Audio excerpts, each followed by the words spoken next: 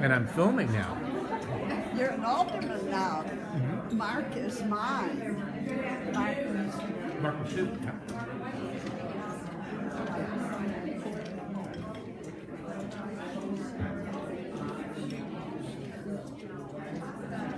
Good afternoon, everyone. Good afternoon and welcome to our fourth book sandwiched in presentation for 2019. I'm Barbara Cook, co-chair with Amy Towery, near the front this time. There are refreshments on the table, a little bit different this time in case you haven't noticed. Coffee, cocoa, and teas at the counter. Please help yourselves if you haven't already. Memberships in the Friends of the Library are also available with Brad at the back of the room. He also has, very important, he also has library advocacy postcards to sign and give back to him to encourage state funding of libraries. So if you haven't done one yet, please stop by and see Brad sometime before you leave. Today, Louise Sullivan-Blum is the presenter of our review of The Power by Naomi Alderman. Recently retired from Mansfield University after 28 years there, Louise has an MFA degree in creative writing from the Iowa Writers Workshop at the University of Iowa. At Mansfield, she taught classes in fiction writing, LGBTQ, disaster, and dystopian literature, as well as serving as director of the creative writing minor. Louise is the published author of the ALA honor book, You're Not From Around Here, Are You? A Lesbian in Small Town America, and the Lambda Literary Award finalist, Amnesty, both available at our library. Her work has also been selected for inclusion in Best American Essays, as well as a number of other publications. Welcome, Louise, to Book Sandwiched In.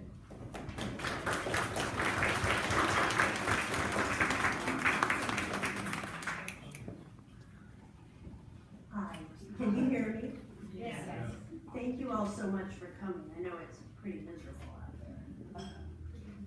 So the first thing I'd like to know is, how many of you have read this novel? Okay, all right. They're going to inspire us. Yes, I will do my best. Okay, so Margaret Atwood. How many of you have read Margaret Atwood? Oh, see there. Okay. Margaret Atwood was Naomi Alderman's mentor throughout the writing of this novel. So Margaret Atwood once said, "Men are afraid that women will laugh at them. Women are afraid that men will kill them." Naomi Alderman wanted to flip the narrative, giving women the power over men. So the premise of this novel is this.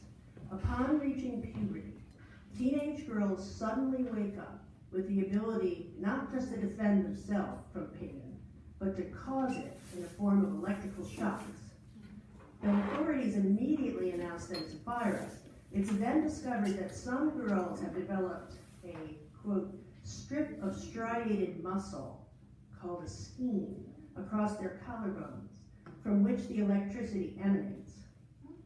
The girls can use the skeins to inflict pain, anything from mild stings to jolts that kill.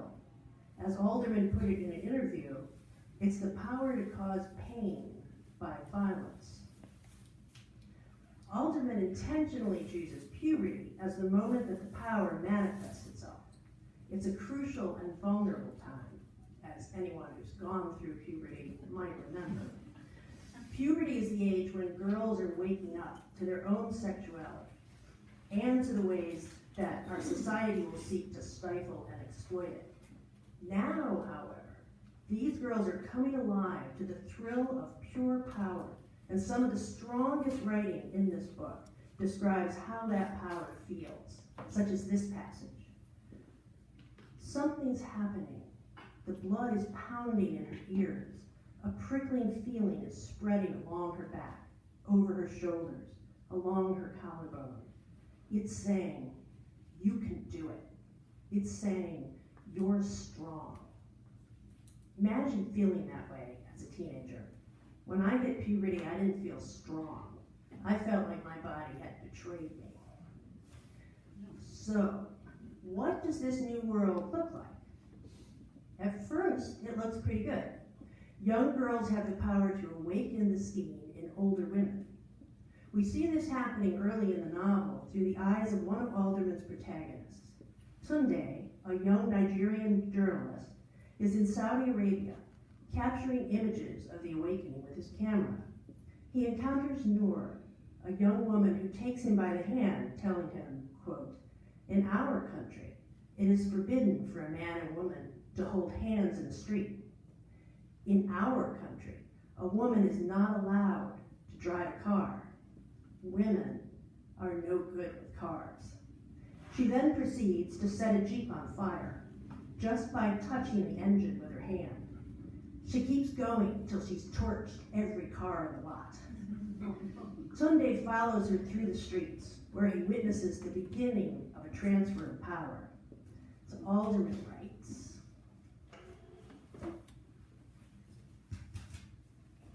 "An elderly Ethiopian woman walks out of a half-built, scaffold-supported building into the street to greet them, her hands held high, calling out something that none of them can understand.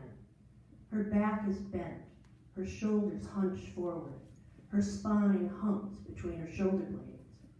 Noor takes her palm between her two hands, and the older woman watches her like a patient observing a doctor's treatment. Noor puts two fingers to her palm and shows her how to use the thing that must have always been in her, must have been waiting all the years of her life to emerge. This is how it works. The younger women can wake it up in the older ones, but from now on, all women will have it.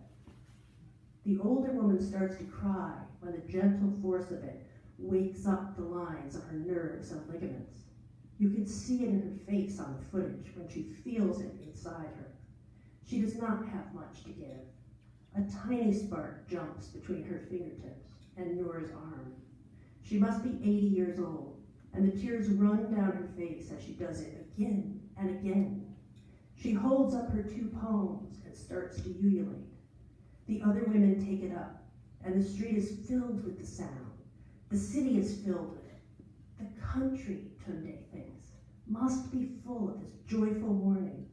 He is the only man here, the only one filming. This revolution feels like his personal miracle, a thing to overturn the world. As scenes like this spread throughout the world, Tunde is exhilarated.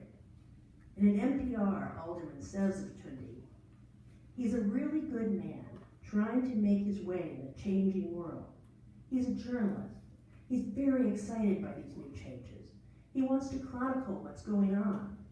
And what happens to him is that he slowly learns, it takes him a while, that he should have been more afraid."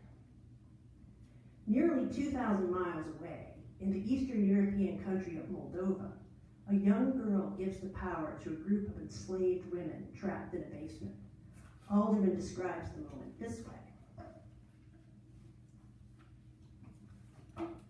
The girl, who's bringing them food, takes the hand of the woman who spoke and asked her for it to at least bring them some words, turns it palm upward, and in the center of the palm, this 13-year-old girl makes a little twist with the thing that has just woken in her collarbone.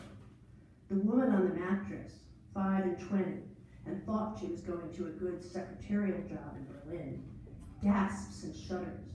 Her shoulders squirm and her eyes go wide, and the hand that holds the mattress flickers with a momentary silver light. They wait in the dark. They practice. They have to be certain they can do it all in one go, so that no one will have time to reach for his gun. They pass the thing from hand to hand in the dark and marvel at it. Some of them have been held captive for so long they never heard a word of this thing. For the others, it wasn't much more than a strange rumor, a curiosity. They believe God has sent a miracle to save them as he rescued the children of Israel from slavery. From the narrow places, they cried out. In the dark, they were set light. They weep. One of the overseers comes to unshackle the woman who thought she was going as a secretary to Berlin before she was thrown down on the concrete floor and shown over and over again what her job really was. He has the keys in his hand. They fall on him all at once, and he cannot make a sound, and blood gushes from his eyes and ears. They unlock one another's bonds with his bundle of keys. They kill every man in that house, and they're still not satisfied. Moldova is the world capital of human sex trafficking. There are 1,000 little towns here with staging posts in basements and apartments in condemned buildings. They trade in men, too, and children. The girl children grow day by day until the power comes to their hands and they can teach the grown women. This thing happens again and again and again. The change that has happened too fast for men to learn the new tricks they need. It's a gift. Who is to say it does not come from God?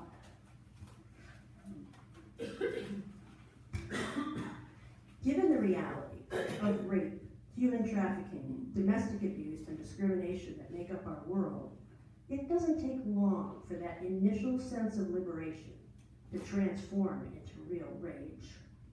Alderman tells her story in the form of a countdown. The first chapter is titled 10 years to go, the next 9 years to go, and so on, giving the novel an increasingly ominous feel. We don't know what's coming, but it can't be good. As governments fall and women rise to power on every level, the story darkens. In 1915, the feminist writer Charlotte Perkins Gilman wrote a novel called Herland. In that book, when left to their own devices, women forge a society that values intellect, humanity, and compassion above all else. This isn't Herland.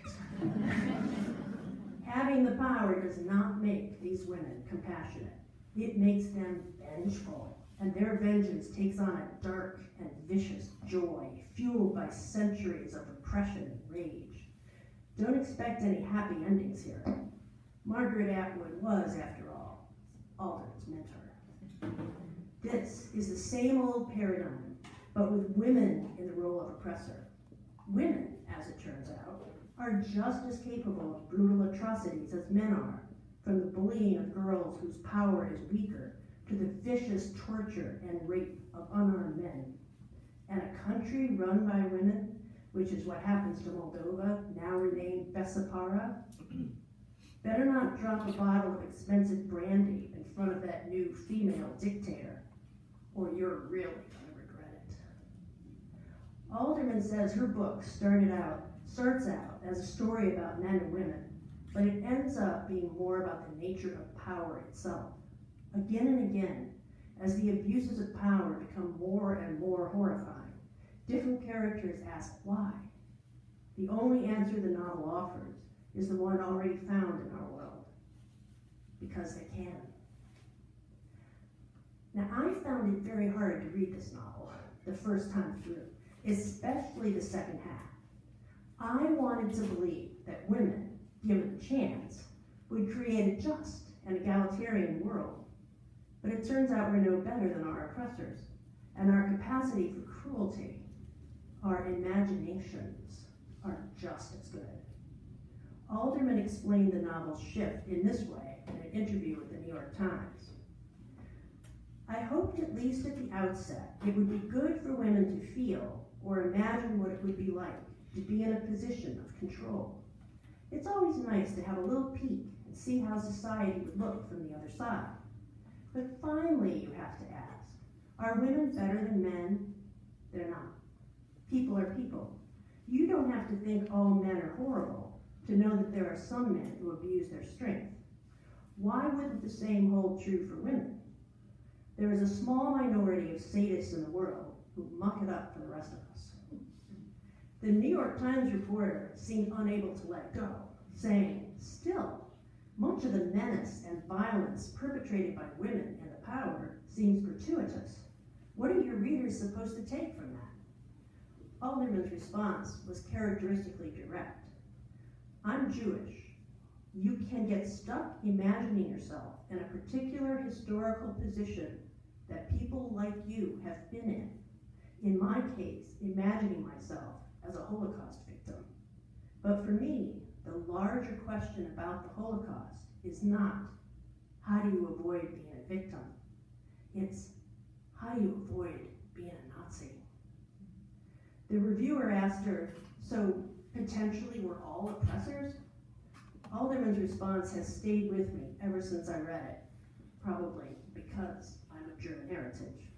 She said to the interviewer, do you think that you are so exceptional that if you had been born a German in the 1930s, you would have understood immediately that Lebensraum was a lie?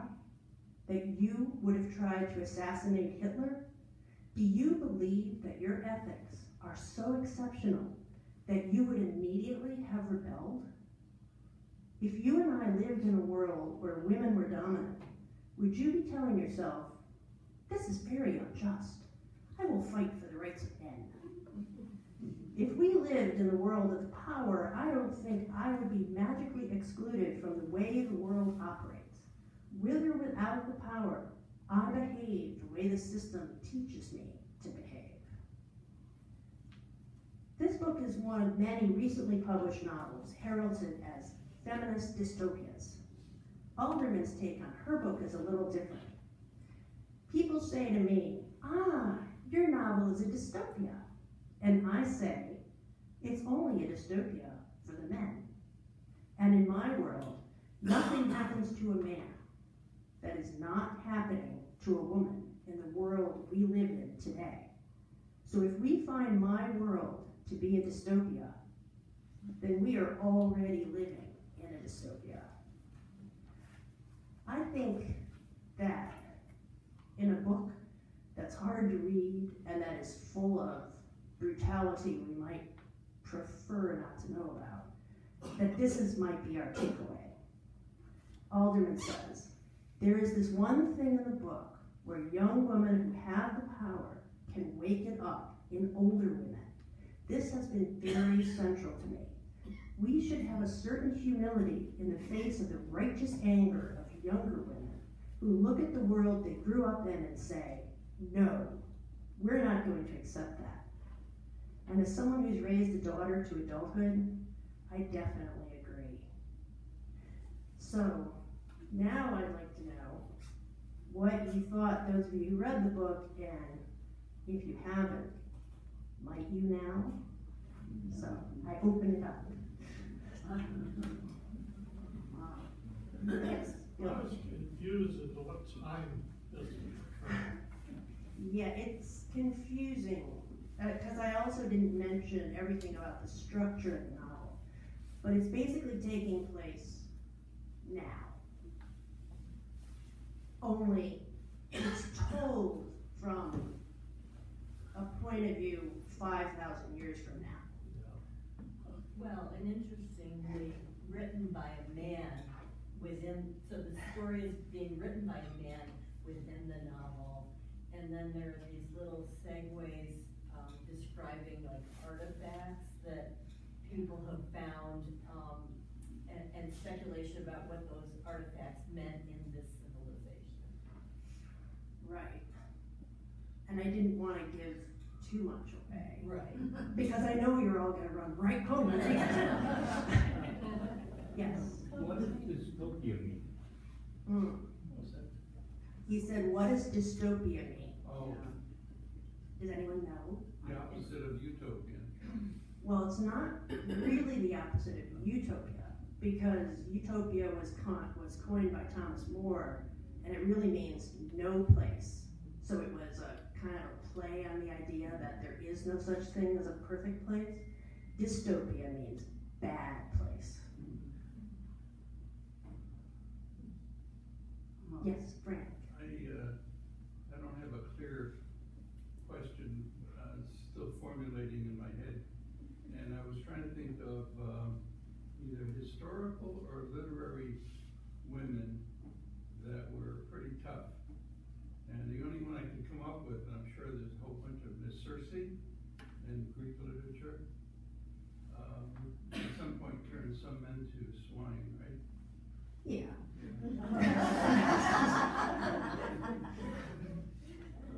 Not far to go. But there have been historical women, like in Italian history, I believe. And I was trying to think of others. Can you think of others that, or was the author at all inspired by women, actual or fictional, literary? Did he at all mention that? Well, I don't know for sure. I mean, she's obviously inspired by Margaret Atwood. Yes. And she's also inspired by Ursula Le Guin. But as far as historical figures, the first one I thought of was Joan of Arc, so I couldn't quite get past that in my mind of, fierce women. But that's, I think the difference is she's talking about fierce women who do bad things. Like, when I think of evil dictators, a woman doesn't leap to mind, but I'm sure that Game of Thrones, there's some. Yes. Putting some of the words together. The anthropologist Margaret Mead once said that women shouldn't be in the army or troops because of the fact that it would be unfair to the enemy because they're fiercer than men. But that just comes to mind because we're using your word fierce and Margaret and Yeah. I will say, thinking about how long it took to get women into combat in our army, not to mention, LGBT people, transgendered people. In this book, Israel instantaneously puts these women in the army. And one of the characters in this book, she tells the story from 4 different perspectives. And one of them is Tunde, the journalist. One of them is Roxy, who's the daughter of a drug lord, and who becomes really good at moving drugs, which they designed to enhance the power.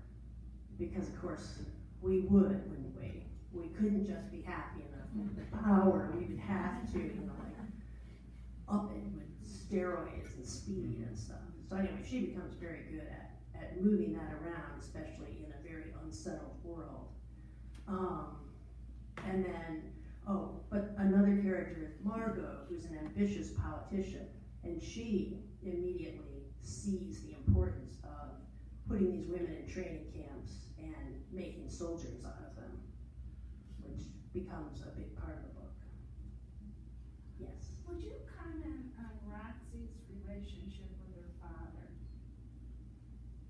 Because I just didn't understand what was going on there. Because Daryl was her brother, right? Yes. And evidently the father and brother took out her skin, and implanted it in Daryl. Right. Kind of interesting. Yes. That's a big spoiler there. Sorry. Could you summarize what you just said? Okay. All right.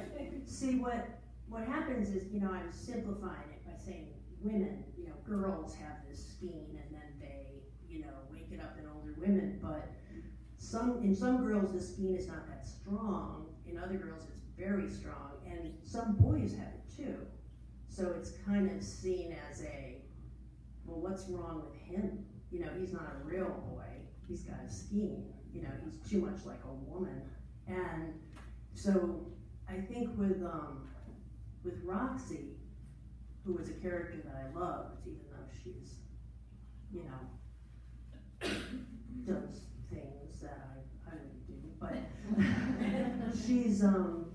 she's so strong, and I think she's also so loyal to her family, to her father, who is the drug kingpin in Britain, is the country that they're in, and that I think she's loyal to him, and she keeps working for him, and she kills for him, and so, Yes, the biggest, well, one of the biggest betrayals in the book is when he, the father, captures her and has surgeons take out her skin and transplant it into her brother so that he'll be the one with the power.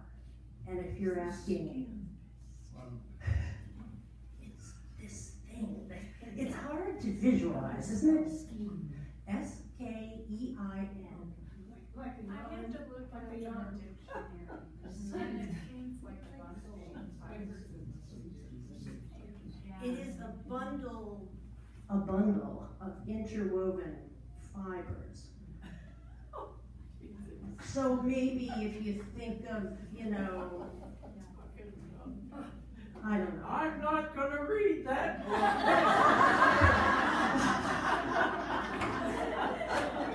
Well, fortunately, it's a free country still. But I don't know if I'm It's a answering. novel, that's for sure. Yes. I don't know if I'm answering your question though. Well, she still has a relationship with her father at the end of the book. Yes. I mean, I would, after a while, wouldn't you think, he is your worst enemy? I mean, everybody in the family is killed around. I'm sorry, She's been betrayed by them and yet maintains this loyalty which she intellectually understands is irrational. Yeah.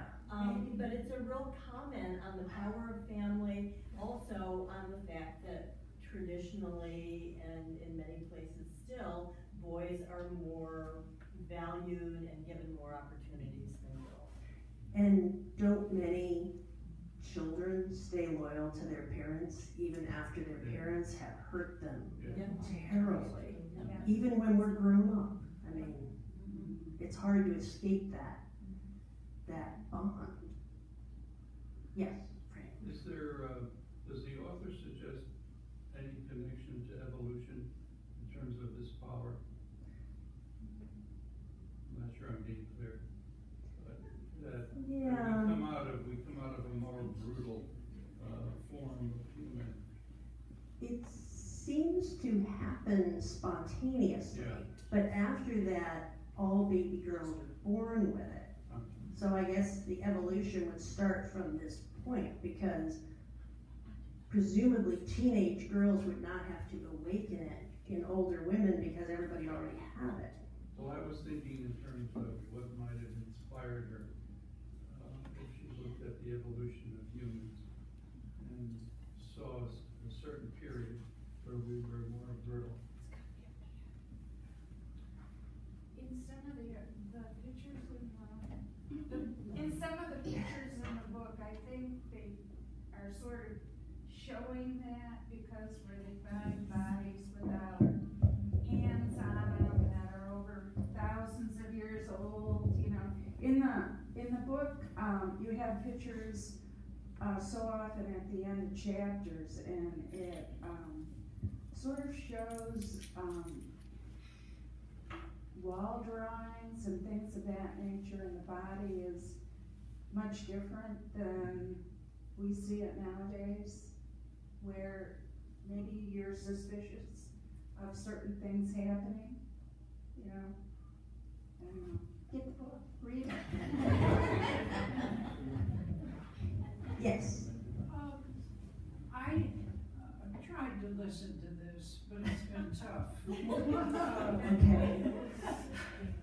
In the 50s, there was a book written by an author who escapes me at the moment, and I can't believe it because I decided he was my favorite author. But he wrote a book called Disappearance, and it was a novel, of course, and in it, for women, all the men in the world disappeared suddenly, and vice versa. So that you saw two worlds trying to struggle without one another. And it was a marvelous treatment in terms of appreciation for the opposite sex.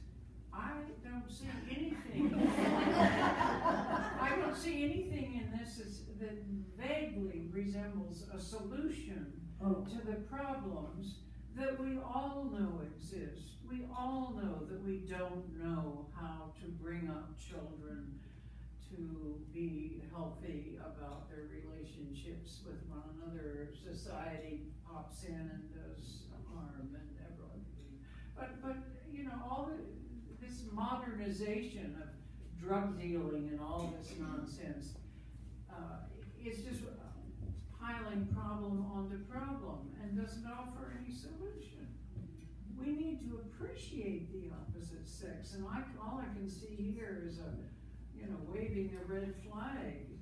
My God, all you have to do is look at certain nationalities and certain religions, and you know we're all out of whack there. Yes, I think that's kind of the shortcoming of fiction, is that it isn't so much about a solution to a problem as it is about re-envisioning something that's happening. But I personally agree with you, and I think that one of the big problems with sexism is that it affects everybody. I mean, it's not good for men either.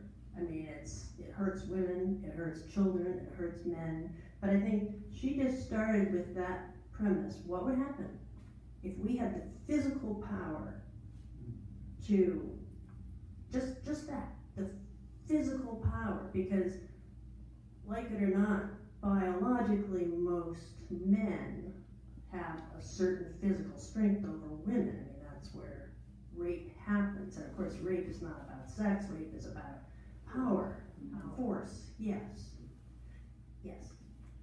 Everything I've heard so far is describing power as relationship to something else. Power between men and women, power between. Is there anything in the book about power for the sake of power? Well, I think that's the whole book, because everything that happens, I mean, by the end, especially Tunde must ask it at least 4 different times, why are they doing this? And it's just because they can. I mean, why does anyone do terrible things? Because they can. It's not a very optimistic view, but it's just one view. Yes, Louise? So one of the things that I thought about when I first was reading it was, so I was a young feminist at the beginning of the second wave of feminism in the 70s. And, there was sort of this idea that, women would start becoming business leaders and it would all run so much more smoothly and be more humane. And look at the state of capitalism and business in this country right now. I mean, and there have been a lot of women in charge and are in charge now doing pretty heinous things. So it just sort of made me think, there was that rosy idea of, well, if women took over the world, it would be a happy place. And I think she's commenting on that and on the very nature of power itself. I think, it is a misconception, maybe, that women are fundamentally better than men. And as a lesbian, I know that my straight friends have often said, boy, you and Connie you have it so easy, you probably never fight, you probably never I think, boy, sometimes I think, just talk down with a guy, I mean, you know what you get, I mean, there's no dancing around, so I mean, it's problematic all over. And I think this was a hard book for me to read.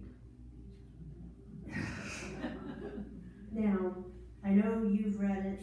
Try Philip Wiley's The Disappearance. Oh, so you thought of the name. Okay. I thought of his name. Philip Wiley, The Disappearance. And Louise, you've read it. Who else? And do you want to say anything? It was a little tough read. I had Margaret Atwood was a little tough read for me as well. Ken she's saying that it was a tough read, but she also found Margaret Atwood, A Handmaid's Tale, to be a tough read. And I think, yes. I think my favorite book by Margaret Atwood is Oryx and Crake. And how many people in here have read that? Forgotten. Yes. And I read it, you know, I talked to my brother, who's the one who funnels me books continuously, and he said, oh, I didn't like that one, it was kind of depressing. But I started teaching it in class, and after 13 years of teaching it, boy, I love that book. I mean, so often the books that I don't necessarily enjoy curling up with at night before bed are the books that make for the best discussion and conversation and thought-provoking. The Margaret Atwood book, Oryx and Crake. It's the first of a trilogy. The Mad Adam trilogy. Yes, Rusty? So related to this topic, I was just wondering if you chose this book for this series, or is it an author, or? Yeah, who did choose It was my recommendation, the committee chose it. So now you know who to go to. So this is the kind of book that once you finish, you're like, oh my God, I have to talk to Well, but somebody yes, about it. you don't want to just sit around by yourself. Actually, about a week ago, I got a text from a friend, a young 20-something friend, that said, did you tell me to read The Power? And I said, yes. She said, we need to talk. So it's just really compelling that way. And the other thing I admired with her is the way that through this sort of complex story, she hit on so many different sort of tropes in our world. Religion, Louise hasn't mentioned that Yes. there's a woman who sort of capitalizes on this by creating a religion around it. Military-industrial complex, Yes. governments, it's just, she hit on so many of the ways that misogyny and sexism are manifested. It's really quite masterful. Yes, religion is a big part of this book, and I didn't talk about all the different perspectives. I mean, I did in my first draft, but when I read it to Connie last night, she said, that's too easy, just stick with the point. But once you decide that God is female, and you remove Jesus, and you make Mary the head of the church, everything changes. Including stained glass windows, which get redesigned to tell the new stories. But did you have your hand up back there? Yeah, it's okay, I just had a question, because you started out, you said it was very dark, you said probably not a happy ending, so what would you say is the positive of the book? Would you recommend this to young women, teenage girls who need to feel that they have to grab hold of that sense of empowerment that they really do have within them? Or is it just a really dark tale that? I think it's an important book, and I did send it to my daughter, and she did read it, and then she did say, what'd you send me that for? I sent her a few books, I mean, of these feminist dystopias. Red Clocks is another one which is wonderful. When I sent that to my daughter, she said, I can't even look at my boyfriend anymore. I mean, I do think these are important books to read just to talk about it, because otherwise it gets way too easy to just start, demonizing the other sex. I mean, once the Me Too movement started, I was talking to a male friend, and I said, what's going on? And he said, all men are pigs. I said, well, that can't be true. I mean, I know men who aren't, and it's like, you can't say that any more than you can say all women are good. I mean, we are human, and humans are a troubled species. Yeah, it's a cautionary tale, really. Yes. I mean, Yes. what would happen, and, let's take a look at the worst case scenario and maybe figure out a better way. Right. So that's what I would say would be the positive message. Right. I mean, I think what happened with this power that manifested universally at the same time with everyone, there were so many women in situations where they were just waiting to get out, like the women in the basement, the sex trafficked women. I mean, that the rage directed the conversation. It's not like it happened slowly and we talked about it first. Yes, Bill? I felt there was no clear ending to the book. Well, I was trying not to tell you the ending. Because I know you want to read it. Well, okay. There's a clear ending.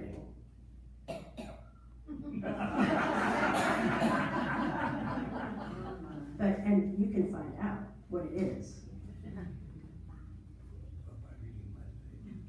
No, not by reading the last page.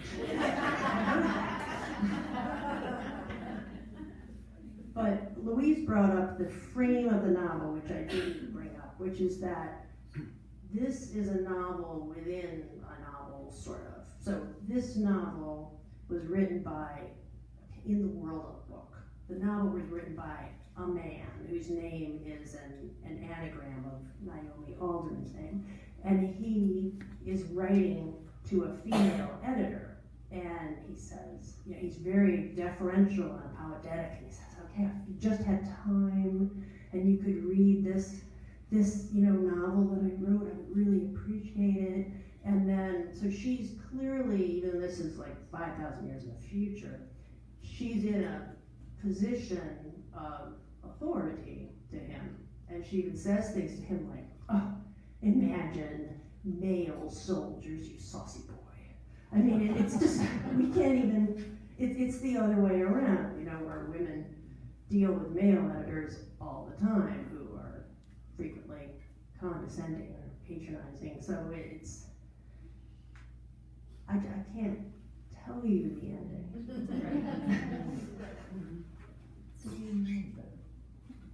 It's like against literary law. But do you have any other questions? Or comments or anything? Would you recommend other books by the same author?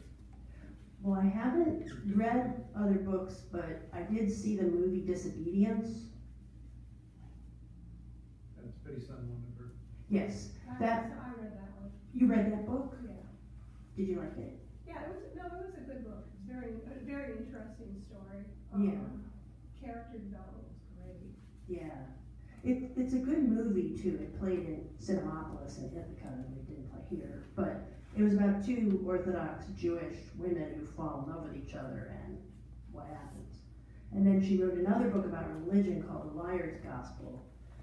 Based on this, I would like to check her other work out. I don't know what it's like compared to this, but writing-wise, when I reread the book for this talk, and I already knew what was going to happen, so I wasn't reacting to everything that happened, I was really able to appreciate the beauty of many of her lines, and the passages were poetic, whereas before I was just reading it for the story to find out what happens. But it's very, I really like her writing a lot. Yeah, I would recommend Disobedience.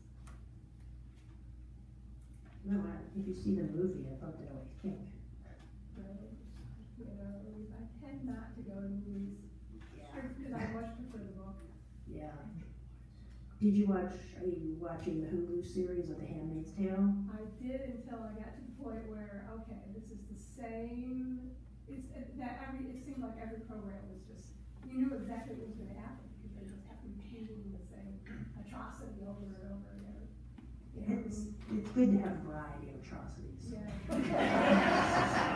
I think we can learn that from dystopias. I wasn't that totally free for so many of those shows. I know.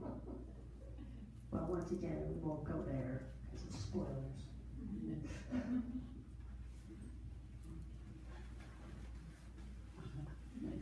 I'm going to say Thank you very much.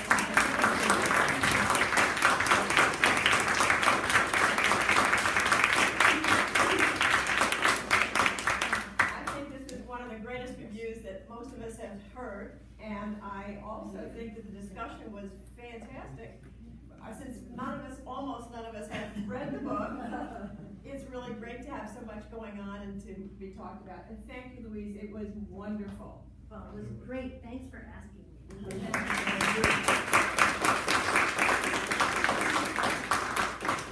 Next week, our presenter will be Bill Boland. He will review The President is Missing by James Patterson and Bill Clinton. Now, please help us once again by lifting your chairs and helping them migrate to the stand. Thank you very much for coming. Come again next week.